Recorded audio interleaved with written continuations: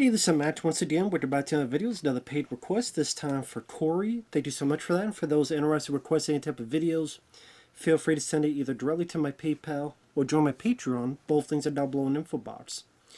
And Corey had wanted me to do a commentary, which is just got done recording, but he also wanted me to do a review of Abbott and Costello Meet the Invisible Man from 1951.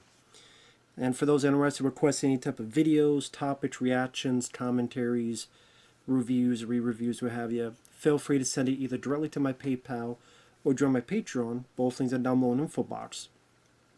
Now, to go a little bit trip back, I grew up with Abbott Costello, much like I grew up with the Three Stooges, Red Skelton, among other. Those were the main old school comedians I grew up with from the 40s and 30s. I did watch a little bit of Laurel and Hardy. Haven't seen too many of the Marx Brothers. But I grew up with that sort of old school comedy. I kind of realized that the comedy I grew up with was either that or stuff like The Golden Child, Beverly Hills Cop, Ghostbusters, Weekend at Bernie, See No Evil, Hear No Evil, Three Men and a Baby. So it's either slapstick or verbal humor that has become my type of humor. And maybe that's why that's more of my cup of tea when it comes to comedies, even of today's age. If they're more raunchy or they're more trying to be fart jokes and stuff, either A, I hate them, or B, I don't mind them, or they're so-so, or they're okay, but not a lot of those become my favorites. That's just the type of comedy I grew up with, like I'm saying now. And I love the Three Stooges. They're my favorite of the old school, but I do quite like Abbott Costello. I remember we only had like 4 channels back in the day: ABC, CBS, another former CBS, and PBS. So it was, I mean, if you could not find it on there, you'd have to rent it at a store.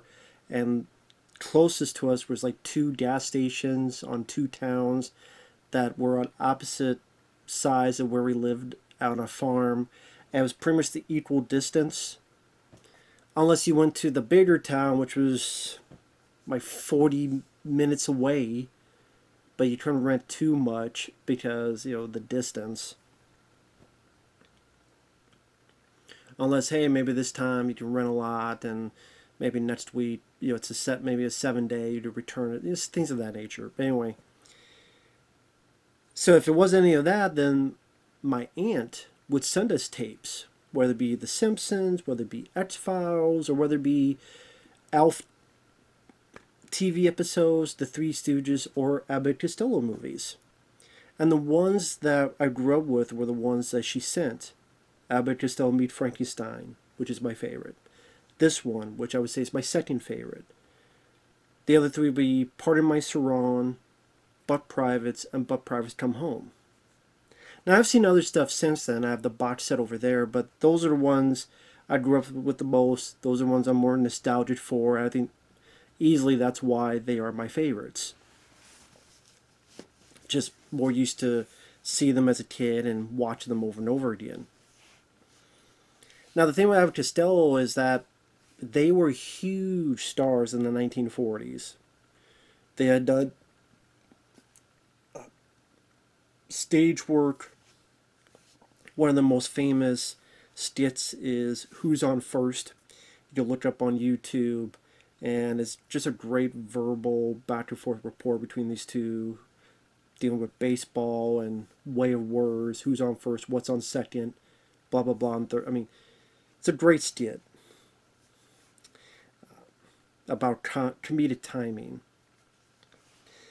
And they really started movies in the 1940s. I think exactly in 1940.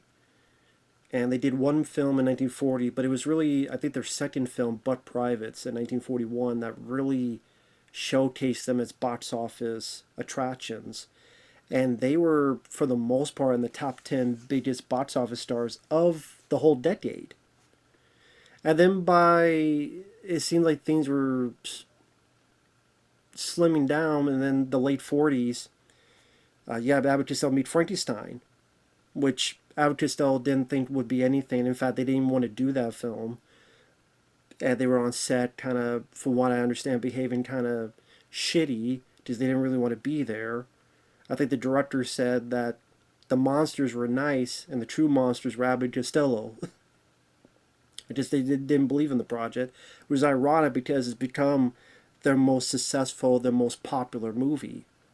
If there's one film people think of with Abbott and Costello, it's Abbott and Costello Meet Frankenstein. And because it was such a huge success, there was a whole series of movies from, what was it, 1947, 48 to the mid-50s, where Meet the Invisible Man, Meet the Killer Boris Karloff, Meet Dr. Jekyll and Mr. Hyde, Meet The Mummy, even non-horror, like Meet the Keystone Cops. I would love to somehow they do like Abbott and Costello Meet the Three Stooges. That would have been cool to see, but they never would have done that. And sadly, when you look at Abbott and Costello, like the ending of their careers was rather tragic. Bud Abbott would suffer, I believe, seizures, and that would kind of lead to alcoholism to try to combat his seizures. Lou Costello would face rheumatic fever, spells. I believe one of Lou Costello's kids had died in a pool, I believe, when the kid was fairly young. And I've heard that, in particular, Lou Costello's behavior wasn't always the best. That he definitely wasn't the innocent he portrayed in his movies. But, I mean, that's, you separate the art from the artist, you know. That in real life is much more boisterous and much more harsh, I guess the best way to put it. But obviously I wasn't there, so wasn't a fly on the wall back then. Wasn't even born back then, so don't know for sure. But you hear these stories. And then by the mid-50s, Abbott and Costello, they pretty much really started to hate each other. They didn't want to be in the same room with each other. Like a lot of comedy teams, it seems. A lot of times they just break up and just enough time you spend together, you just get annoyed with each other, or things happen. Things, one takes something too personal, various other things, they break apart and then go about their day.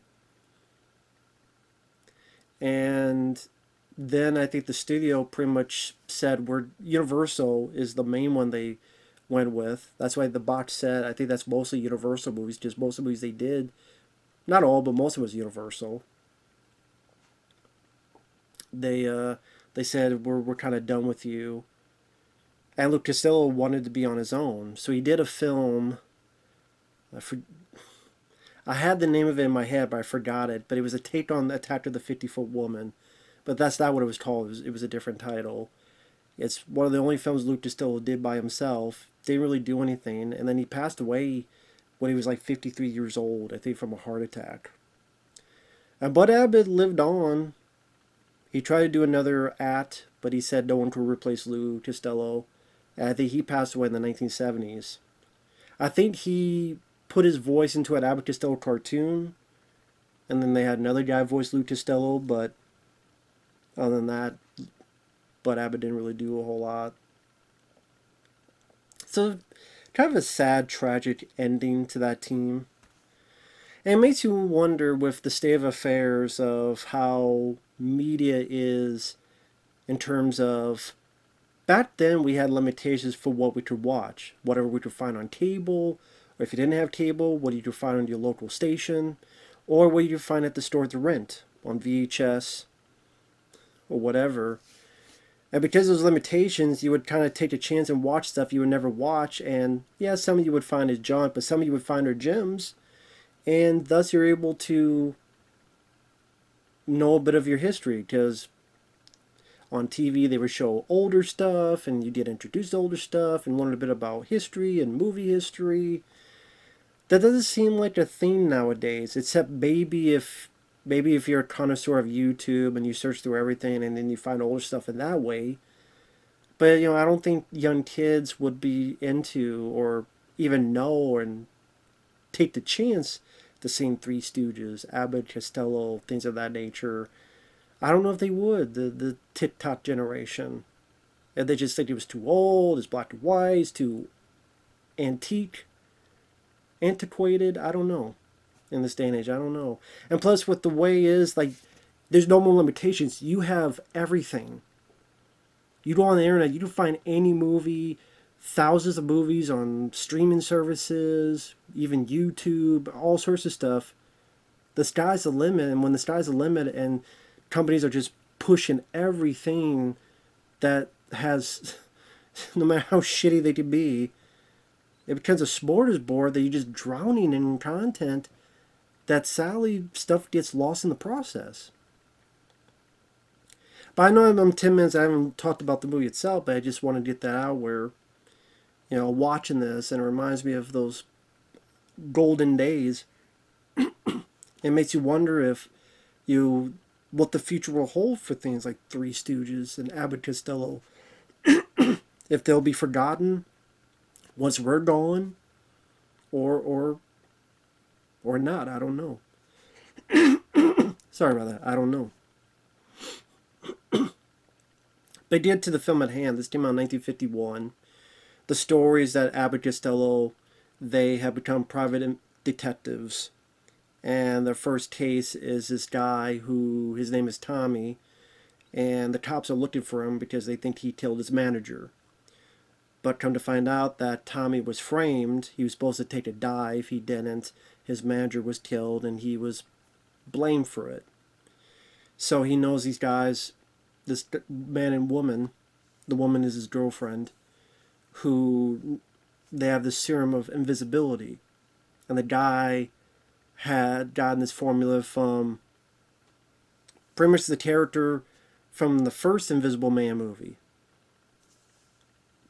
And they even have a picture of him on the wall, Claude Rains. Which I like the original Invisible Man movie. I think that's a pretty good film. And the thing is, like, there have been a good chunk of Invisible Man movies. But I still feel like not as many as werewolf, vampire, that type of stuff.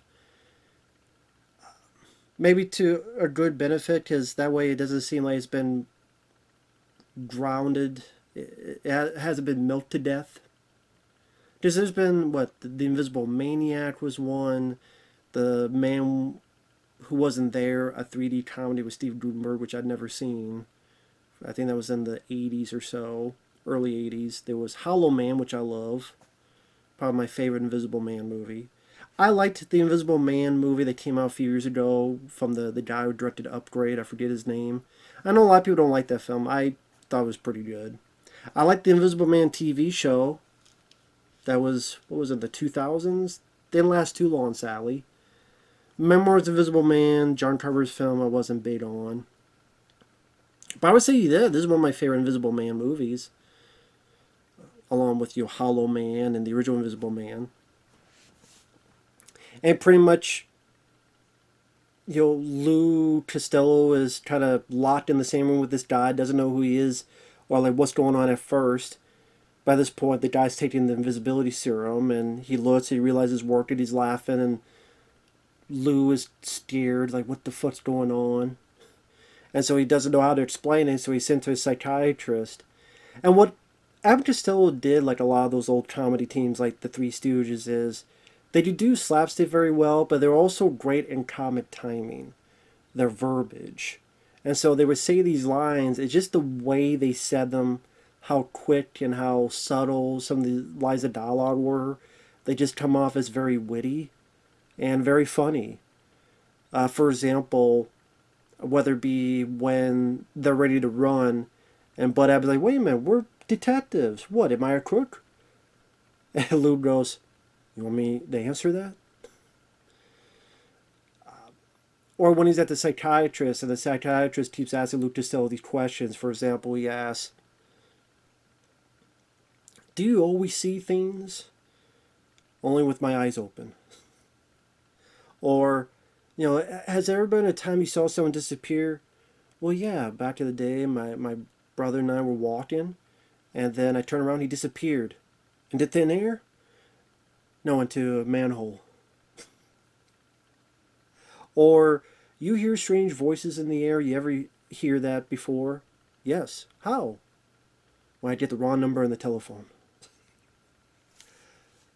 And then the guys like hold his head and Lou's like, "You have a headache?" And it's just he's straight faced. He says it subtly. He says it in a way. It's that comic timing that you need that made these guys popular. There's a reason they have that charm. However he was in real life, on film, Lou Costello had this likable, innocent charm to him that he portrayed in movies. It was a great contrast to Bud Abbott's more like cynical straight man. Kind of like how Chris Farley was to David Spade in films like Tommy Boy and Black Sheep. Like, if there was a team that I would say was the best personification of Abbott Costello, probably would have been David Spade and Chris Farley. At least the one that I would say that's the closest. And then pretty much they start to figure out what's going on.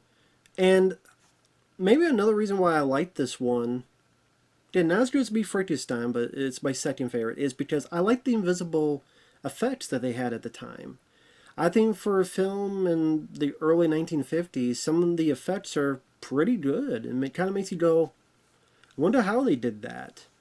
Whether it be, Lucas still staring at a guy who's wearing a coat, but he's got no head, he's got no hands. And you see the pants unbuttoned and go down and there's nothing there. Or, little tricks that they do, little simple tricks. Like, there's a boxing angle later on, and Tommy's trying to get Lou to go, and he's like, suck your stomach in, and you see Lou Costello's waist, like, shorts, as if, like, a guy's pulling them, and then they let go, and it slaps back. Like, that little detail. Or there's a bit when they're having dinner in a restaurant, and Tommy, the Invisible Man, has taken the spaghetti, and you see spaghetti disappearing into thin air, and Lou's right next to him in this wide shot, and you see the noodles being sucked up into thin air, the guy's invisible mouth. And again, you're sitting there, I'm still going, I wonder how the hell they did that. Because this is 1951. This is before, and of course they were doing these invisible effects, in the back then with The Invisible Man, The Invisible Man Returns, these other movies. And I still think they're pretty neat to look at. Pretty commendable for that time. Well before the days of computers, CGI, all that stuff you had to do in camera. There's certain camera techniques they had to showcase. As well as, the physical attributes of the actors. Whether it be when the guy gets in a drunken fit and gets himself knocked out, and Abbott still has to lift this invisible man, so you have to pretend to lifting this guy who's not really there, and they have to showcase how heavy he is and go through these revolving doors. That's some nice physical comedy. Or later on when there's this big boxing match and Lou's supposed to pretend to be this big boxer, but he doesn't know what to do, and then Tommy's doing the hits. So you either have the boxer reacting to the hits, or when Lou's all ready to pass out, Tommy's lifting him up. So Lou's running around the ring like this, like he's being held, and like if someone's forcing him to dodge here and there. It's some entertaining physical slapstick in there too. And there's not a whole lot of skits like they would do in their stand-up routines. There's a few, not a whole lot. The one that comes to mind is the way there's a moment where Bud Abbott gets paid some money, and Lou holds his pocket out, so when Bud puts what he thinks into his own pocket, he actually puts in Lou Costello's pocket. And then he's looking at, you know what? This $500, you're not getting any of this, or the $500 she gave me. And Bud Abbott doesn't realize it's the same $500. And then Lou Costello keeps taking it. It's like, put it there and leave it there. And he does it, then Lou takes it again. Put it, leave it there. And when he leaves, he turns, he's holding the money in the other hand, and as he does it, Lou takes the money from the other hand, at least some of it, and puts it in his pocket. So it's one way to explain it, but the way they do it, again, it's the timing. Like a lot of people did back in the day, that makes it work. And I mean, there's other bits that I thought was rather funny. Just like I said, the plot is, let's say they realize this guy's invisible. They're on the case to prove this guy's innocence. Pretty much, Tommy has a plan to have Lou Costello be a boxer to go in, to show what he can do. So, the speed bad, Tommy's doing it, but Lou has to pretend to do it. Now, that's probably one of the, I wouldn't say issues I have with it, but one of the things that you have to go along with is that when you watch this, you think even back then people would go, okay, they're fixing the fight. Like throughout the big fight at the end, there's so many times that no one's punching anybody. It's obvious that this is a time that people threw fights. The crowd would think, not Invisible Man, but, oh, they're throwing the fight. Someone's throwing the fight, or this guy threw the fight, because there's no way this guy didn't punch. They would just assume this other guy threw the fight. This guy, funny enough, named Rocky. This is a boxing, of course, one of the boxers named Rocky. So they would think Rocky threw the fight.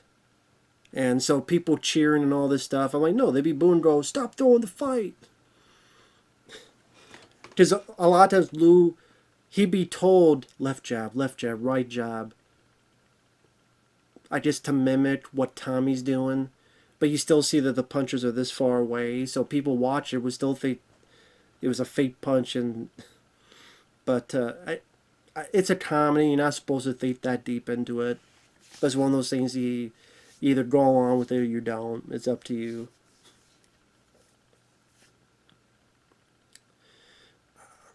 But yeah, it's a short film too. It's only an hour and 20-some minutes. So it doesn't take long at all. It doesn't overstay its welcome.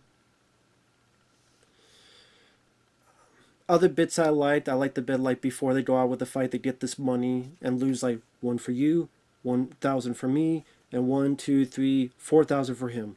1,000 for you, 1,000 me, 1, 2, 3, 4,000 for him. And Bub's like, wait. Who's this guy getting more money?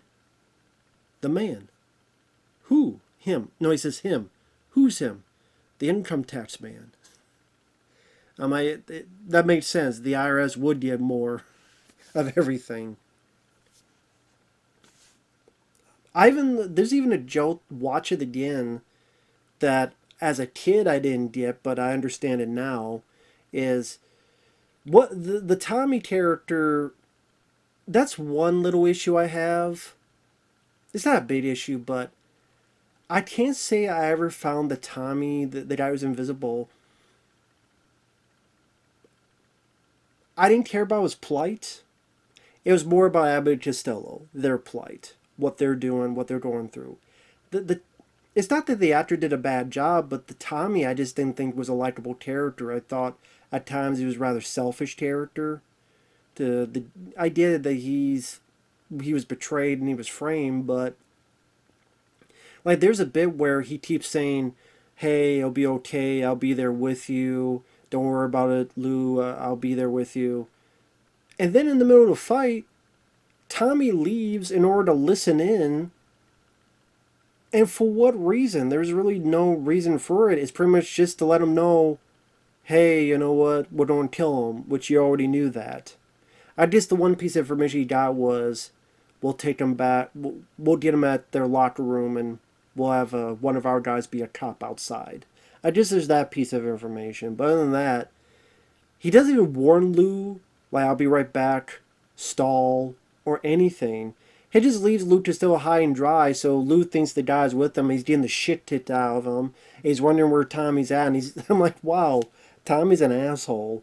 At least warn the guy or something, for fuck's sake. But the joke was, as Lou Costello's getting beat up, he goes on the ground and he's smelling. The reason he's smelling is he put perfume on Tommy to try to see if he's nearby. And he goes, and the ref goes, what are you doing? I'm smelling. It's poor English, but you sure do.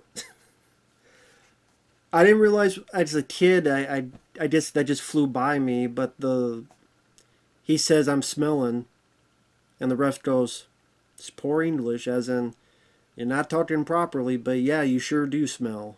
But the way he goes is, "It's poor English, but you sure do." Pretty much a way of saying you can't talk and you stink like ass. I don't know, I don't know why as a kid I didn't that flew by me, but that was pretty funny watching that again. And like I said, the invisible effects, even a bit at the end where there's this struggle in the locker room, and there's this steam, and you see like a silhouette of the guy, and a bad guy throws a knife, and in the wide shot you see the knife sticking in the guy, and you see the silhouette from the smoke, the steam. I think that effect looks pretty good for a 1951 movie. I'm like, oh, that doesn't look too bad. For stuff they had to do in camera at that time, for the most part in camera, I mean, it's still pretty commendable. So like I said, there's little nitpicks I have here and there. Tommy, just the way the character is and he acts, I don't